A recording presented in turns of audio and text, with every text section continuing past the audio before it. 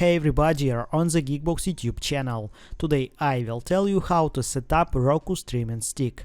Let's go. Connect the Roku stick to your TV via HDMI.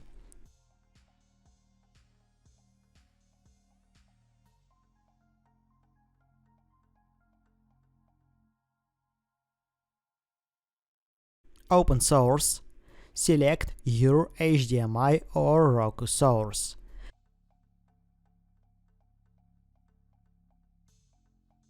Pair the Roku remote.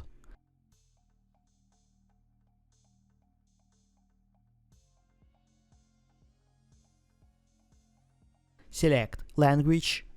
Select your Wi-Fi network.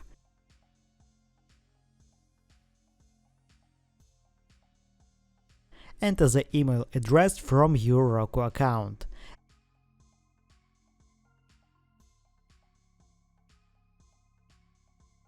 A link to activate the device will be sent to the email address.